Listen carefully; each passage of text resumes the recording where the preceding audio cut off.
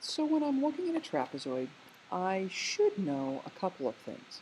And I do need to show work for a decent amount of these things. First of all, I know that if this is a midsegment, it is parallel to either of each of the bases, which means, in this case, I don't have to show work for y.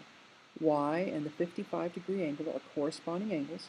Since these two lines are congruent, this transversal creates, or parallel, this transversal creates these congruent angles. So y, I can just say is 55 degrees and not show any work.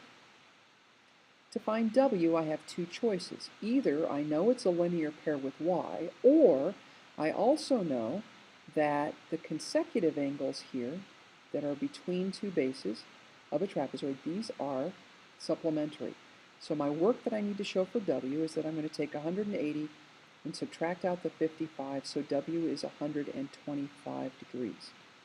Using that same idea of the supplementary angles, x and the 60-degree angle are also supplementary, so x equals 180 minus 60, which means x is 120 degrees. Yes, you had to show this work. I know I keep saying that, but people keep not showing it.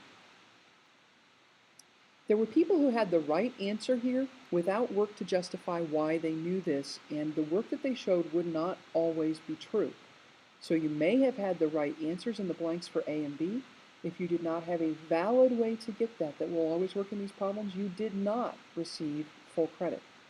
There are some people who just said, hey, to find A and B, I'm going to take 360, to find A, I'm going to take 360 and divide by 3. So you were telling me somehow you knew that these three angles were congruent.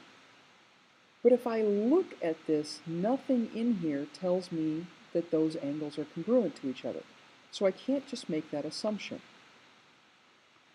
In this case, what happens though is to find this angle, and I'm going to label it C, and this would work whether this outside shape is the hexagon, an octagon, a decagon, or anything. To find C, if this is a hexagon, then this large hexagon in the middle I could divide into 4 triangles. So 2 fewer triangles than I have sides. So I'm going to take my 6 minus 2 to get my 4. The sum of each of these angle measures, all the angle measures together, is 180 degrees. But then to find just one of these, I need to divide by 6 because there are 6 angles. So I'm going to take 180 times 4 divided by 6 to get C is 120 degrees. And again, this only works because this is a hexagon, and a regular hexagon at that. Then I go and I say, well, these 3 angles together have to equal 360 degrees. So to find A, I'm going to take 360, subtract out the 120 I've already found, and then divide by 2 because these are both A. So A ends up actually equaling 120 degrees. Again, this only works because this is a regular hexagon. Some people just said, I'm going to take 360 and divide by 3 to get A. That will not always work.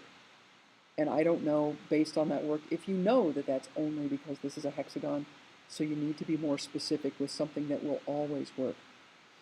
Once I find that, I know, with this being a trapezoid, that these two angles are supplementary. So to find B, I'm going to take 180 and subtract out the 120 I already found to find that B is 60 degrees.